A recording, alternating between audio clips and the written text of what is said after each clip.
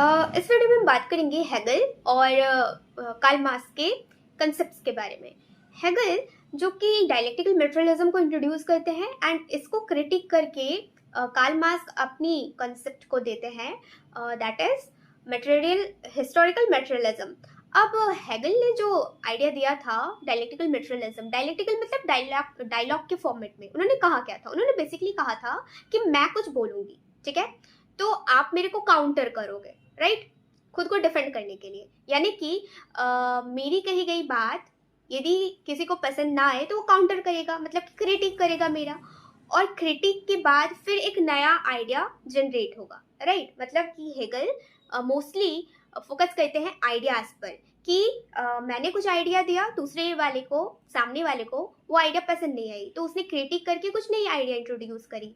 अब क्या होगा कि मेरे आइडियाज में जो कुछ थोड़ी सी अच्छी चीज़ें थी और दूसरे वाले इंसान ने जो आइडिया इंट्रोड्यूस करी उसमें कुछ अच्छी चीज़ें हैं, दोनों की अच्छाई को निकाल के अब एक तीसरा आइडिया जनरेट कर लिया जाएगा। मतलब कि हेगल बात करते हैं कि सोसाइटी में सारी चीज़ों का इवोल्यूशन आइडिया के बेसिक पर हुआ है। मतलब कि 90s के सेंचुरी में किसी ने सोचा था कि आज हम एआई के वर्ल्ड में जिएंगे? नहीं।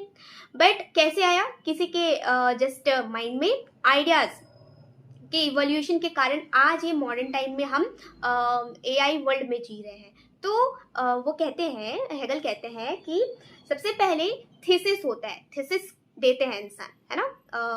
मतलब कि मान लो एग्जाम्पल के थ्रू कि मैंने कहा कि मोनार्की अच्छा है, मोनार्की राजतंत्र अच्छा हुआ करता था। किसी ने मेरे को क्रिटिक करके कहा, मतलब कि मेरे थीसिस को किसी ने एंटी थीसिस किया, ठीक है। अब क्रिटिक करके कहा कि नहीं नहीं,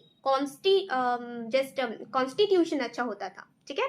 तो मैंने कहा मोनार्की अच्छा होता था, दूसरे वाले ने कहा कॉन्स्टिट्यूशन अच्छा होता था।